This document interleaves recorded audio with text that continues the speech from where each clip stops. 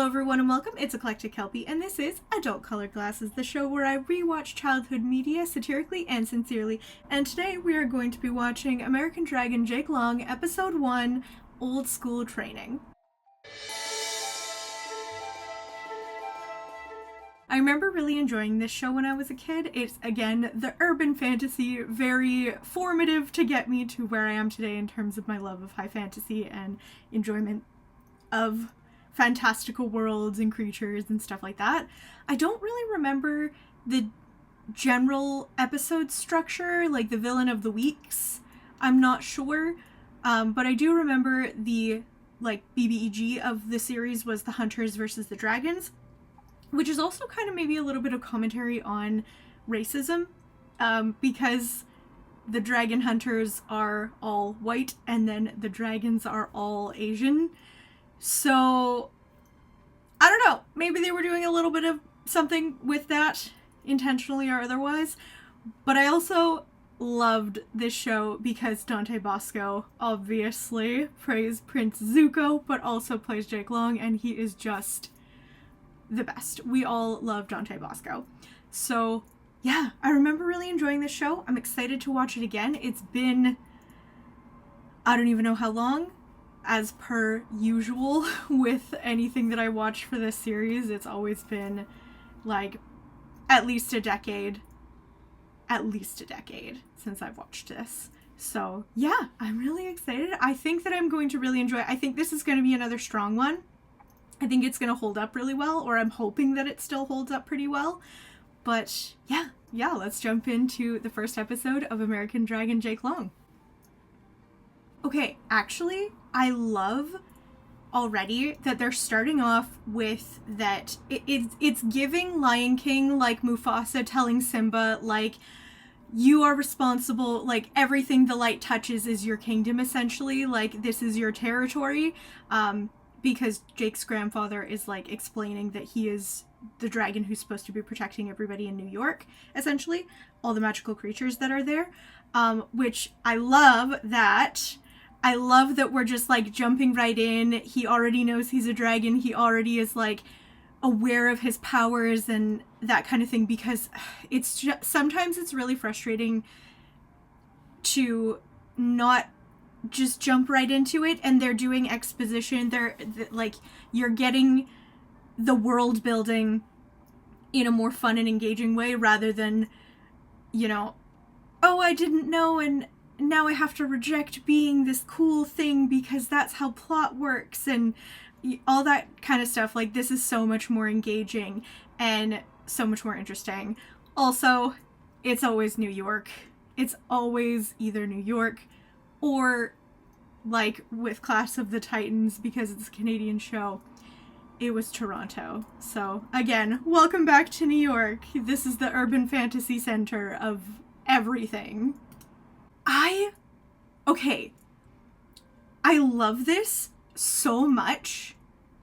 I think it's so oh wow, it's so interesting, because I feel like they don't, like, normal humans don't know. I could be wrong, we'll continue watching, but I think that normal humans don't know that there are fantasy creatures, so it's kind of this, like, separate world within a world of this urban fantasy. But that's so cool. She's just, like, working right, but her commute, honestly, just this, like, traffic person on a bridge that's right beside the river, that's just, you know, that's so convenient. But I think that this is so interesting, like, it's such a cool integration of the fantastical creatures just being a part of society, regardless of if the daily human knows it or not. Like, I'm super here for that. I totally forgot about the talking dog. I really hope that he's not annoying and holds up, because, yeah. But I completely, this is such a fun throwback. Oh my gosh. Still holds up. Also, the animation style is beautiful. I think this is really cool. I remember the theme song slap, so I'm excited to listen to that again. We're starting off really strong. I'm very pleased. Love Dante Bosco. MVP. He's kind of a magical girl. it's magical girl adjacent. It's, oh my gosh, I love this actually. It's like urban fantasy magical girl dragon. He has a little like dragon, like, you know, moon prism power dragon up kind of a situation. Oh, I'm obsessed. Yeah, I prefer this setup so much more. I prefer this setup rather than having it be like, oh, some random catastrophe is happening and I'm having to learn that I have powers right now and it's a whole thing. Like, they're setting it up where he already knows, he's already mid-training, we're jumping straight into the action and the fantasy, and like the world building comes from, yes, there's exposition, but it's more show rather than tell in just he's experiencing the world, and we don't have to have the like, oh yeah, you're magical and special and here you go. Like, it can sometimes be done very well, but I just find that most like, it's just annoying sometimes. Like, it's nice this is refreshing to have, he already knows he's a dragon, he's doing his business, like, off you go, have a nice day, and that's just really nice. I prefer this setup. The theme song, oh, it's the like pop, like, oh man, early 2000s theme songs, they really did slap. Oh yeah, oh my gosh, I literally forgot about his little sister, and I think his little sister's also a dragon. I love the diverse, like, representations of, like, a mixed family as well. Like, this is so good.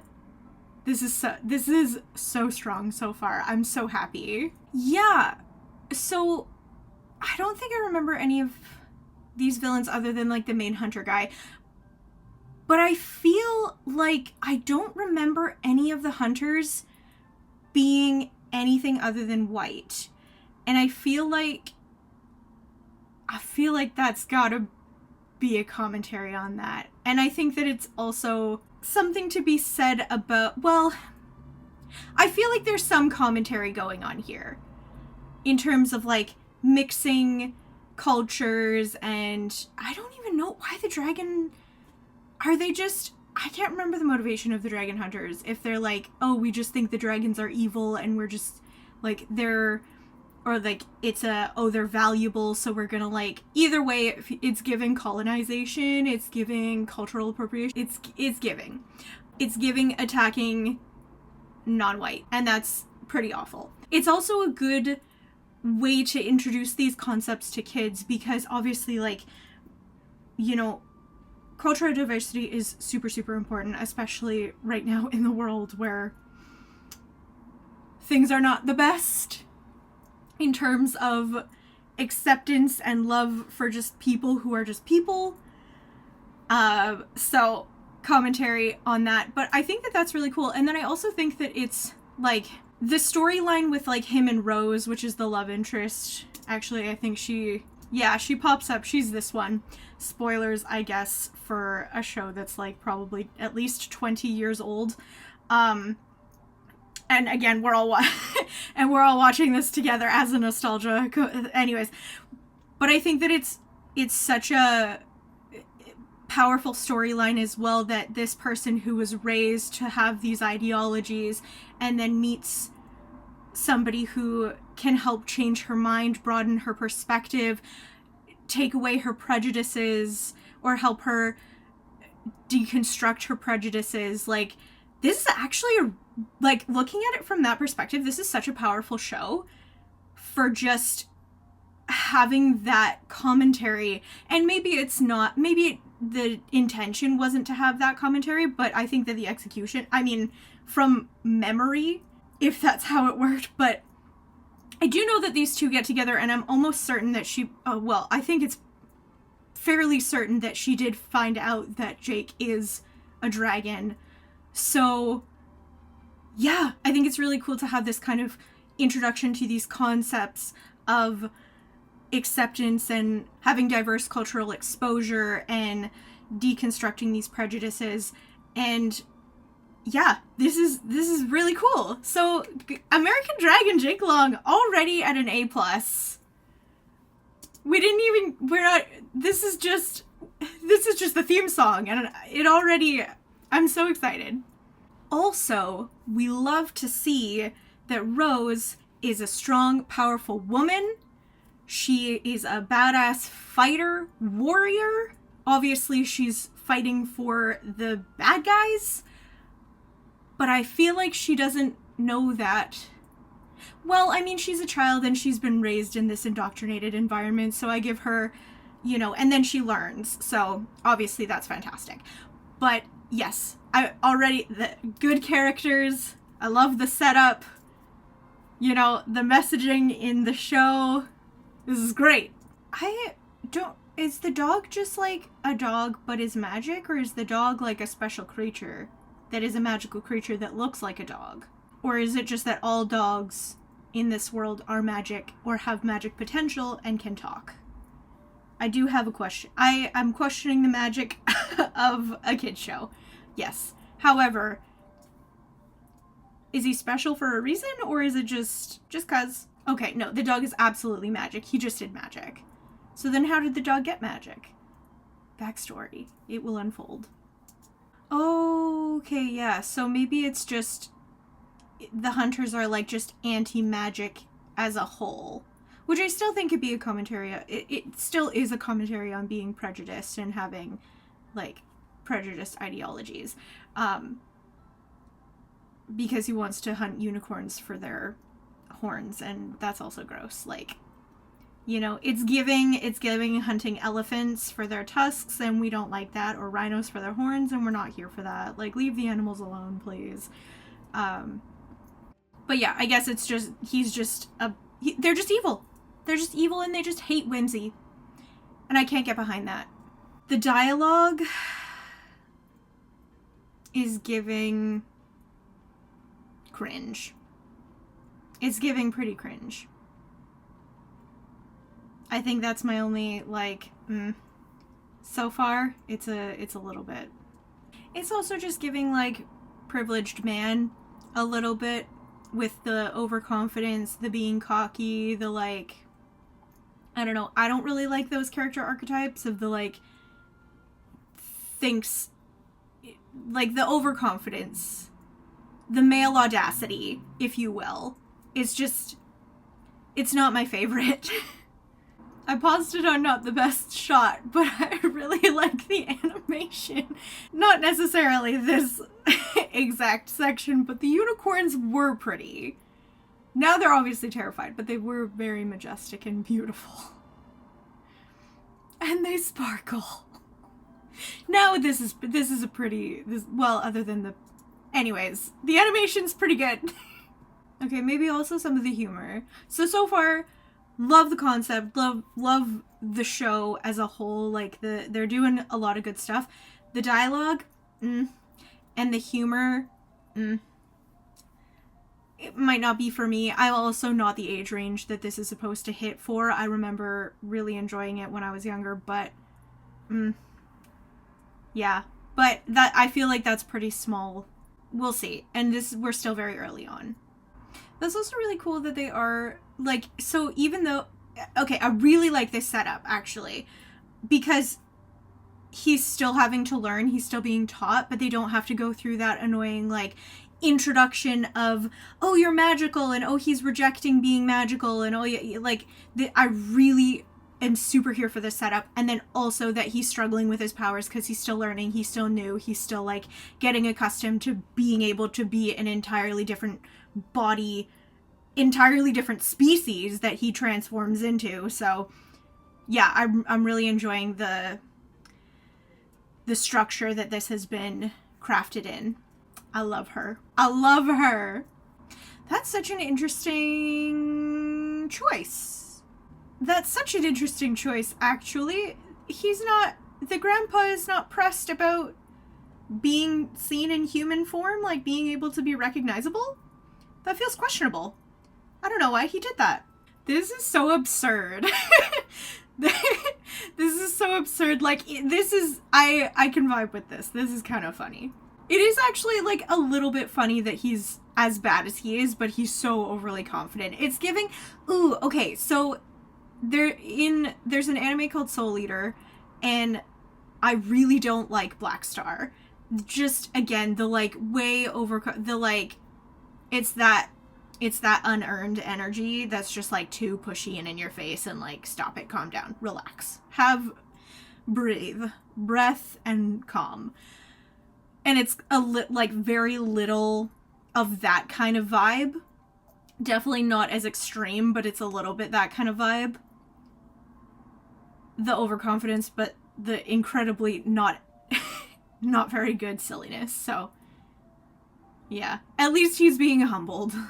Yes, we love strong women. Definitely. Cheer for the Pixies. Oh yeah, and this guy's kind of like Mr. Crocker from Fairly Odd Parents. He's like, oh, dragons!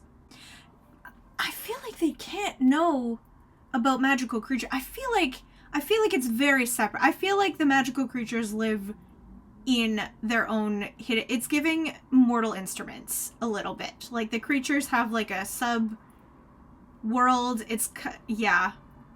I feel like normal everyday people don't know about it. Oh, that's kind of... I wish they did, because then it's just like, well, but then... Anyways, I wish that they were just integrated. That's also so cool. At a high school or middle school, I don't know what their ages are supposed to be, but like in a school learning about like doing a full class on mythology, I would have absolutely went to partake, because that sounds fantastic. Although maybe not if this was the teacher, because he's a little bit creepy. Oh, I feel like also... Wait, I don't... maybe she doesn't know. I don't remember if his friends know. They definitely do that later in the series, I think. But I don't know if his friends know yet. I don't think I'm a big fan of this teacher who was rejected by the scientific field of their study that just goes insane and behaves like this. Because do you know how, like, inappropriate... Like, this is just entirely inappropriate. Could you imagine being in class... especially as a teenager or like a preteen in class, and your teacher starts like behaving like this? You're gonna have an adult temper tantrum? Nothing is that deep. Well, some things are that deep, but this is not that deep. Get it together. Yeah, the dialogue is really, really, really bad. They're gonna open each other's worlds up. They're gonna be happy. She's gonna learn not to have prejudices against magical creatures. Exciting. Her voice sounds so familiar. Wouldn't that be just the most wild thing in the entire world if that was Katara and that was Zuko? Because who wasn't a Zutara fan, literally? But her voice sounds so familiar. I'm checking. Okay, so that's really, really cool. Okay, so she wasn't the original voice of Katara, but she did voice Katara in a video game, just the Avatar: The Last Airbender video game, which was in 2006. And she also voiced Katara in a mini-series. It's Mae Whitman. Yeah.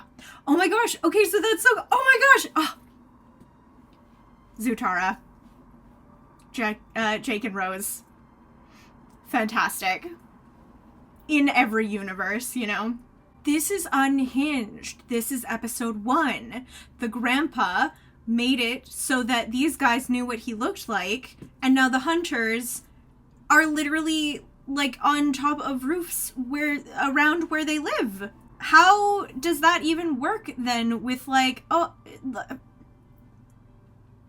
that would be so easy to just go and kill them then. Where's the stakes? Where's the like, okay, this is questionable. This is Unhinged. This is also crazy because how would she not know that Jake is a dragon then?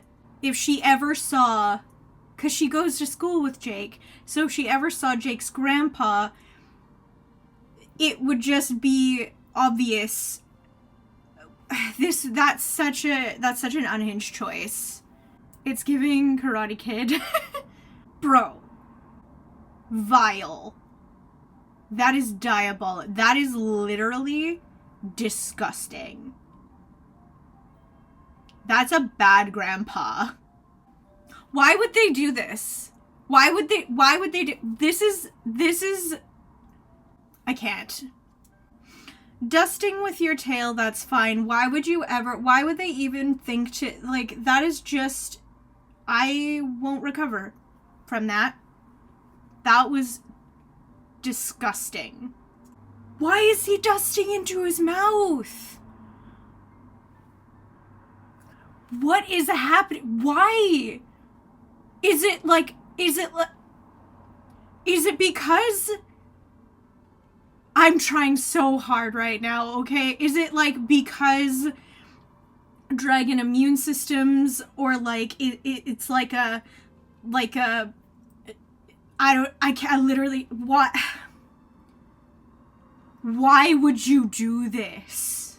Why would you choose to animate this? This isn't funny. This is disgusting. Why would you, as a grandfather, do this? They lost me. They lost me. This is an appropriate use of dragon powers and tasks. See, she's chopping. She's, this is fine. Enjoy. Why are you cleaning a toilet with your mouth? I can't. The dad doesn't know that they're dragons. That is so unhinged. Why would you not, like... Also, is the mom a dragon? I don't remember if the mom is a dragon. I sure hope so. But that's so... That's unhinged. It's a carrier pixie. I like it. That's unhinged. That's crazy. That's a crazy male service component.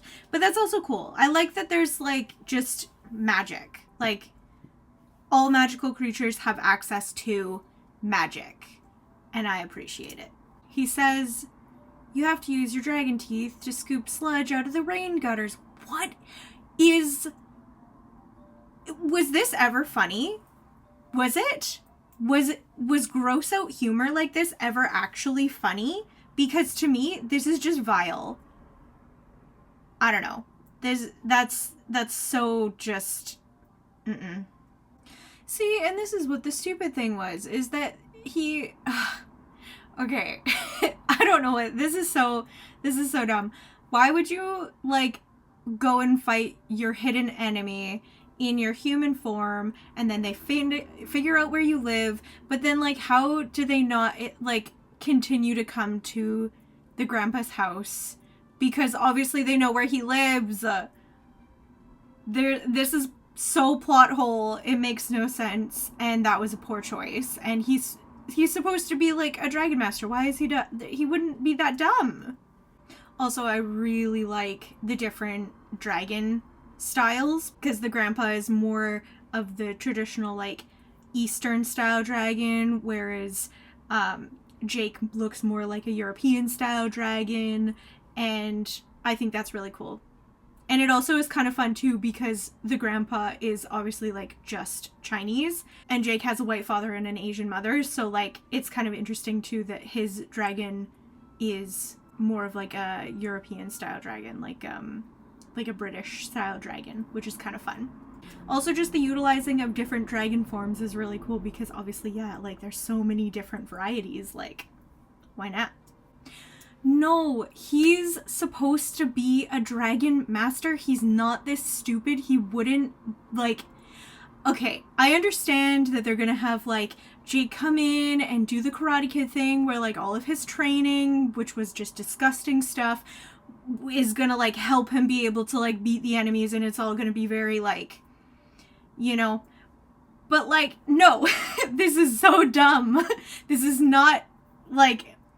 This is plot hole. This dragon master is not that stupid, and still don't do disgusting things to teach your children like, this is just... I can't. I'm not here for this. Oh, I love that everything is, like, made from things, right? Like, the hunter's weapon's really cool, and the net's made of, like, pure sphinx hair. It's unbreakable, so I think that's really fun. Oh, that's fun. I like that they're friends, and then it's like, it was like the, who is coming into the sewer trolls territory, and then he's like, oh, wait a second, is that you? And it's like, That's fun. I like that. 200 or 300 years? What the hell? What? How old is the grandpa? What is the sister? Okay. I have a lot. Okay. You know what? I'm gonna just suspend my disbelief. That's fine. I also think it's really cute and funny that his sister is just a prodigy in everything. Like, she composed a violin piece of music. She's already fantastic at her dragon powers. Like, that's cute. He has a magical girl transformation sequence! I love it. Dude, I actually can't. I just love that. So you find out right away that Rose is the hunter because they make a whole thing about her having the dragon tattoo, and then he takes off her glove and he doesn't see that she has the dragon tattoo, but she does have the dragon tattoo. So that's a really interesting component also to continue through the series. Is it gives a little bit of the like miraculous ladybug kind of vibe, but enemies to lovers, which who doesn't love a good enemies to lovers? Okay. So that was the first episode of American Dragon Jake Long. I have very polarizing feelings about it now. The gross out humor, disgusting. No, thank you. I feel like I have to rate this a 3 out of 5 because half of the episode was just gross out humor. And I feel like as the series goes on, I don't know, like maybe it gets better than that. Maybe it doesn't. I don't really remember. I didn't remember it being really gross humor. That's my preference. That's, you know, to each their own. But I think overall, I love the concept of the show. I love the stylistic choices. I love the diversity that's like, not just in terms of the cast, but in terms of like relationship dynamics. And it's just very well done. I think 3 out of 5 because it just, you know, for all the things that I really enjoyed, there was just some really unfortunate components as well. The dialogue wasn't super strong and the humor was horrendous. I wouldn't even call it humor, but alas, again, I am an adult and that would not, I don't know. I don't even think, I can't even imagine I found that funny even when I was the age demographic for the show. Because it's just gross. But anyways. Overall, love the concept. Love the show as a whole. The animation is beautiful. Love a lot of the components that they have in here. 3 out of 5. And I don't think I'm going to continue watching it. But I did really like getting to watch this episode now and getting to see, you know, how it holds up and that sort of thing. So yeah, this was really good. I'm very pleased overall with the experience. So yeah, if you enjoyed this episode, consider giving a like and subscribing to continue joining us on all of our adventures. But with that, thank you all so much for watching. Everything with love, and we'll see you next time in the Treasure Trove. Bye.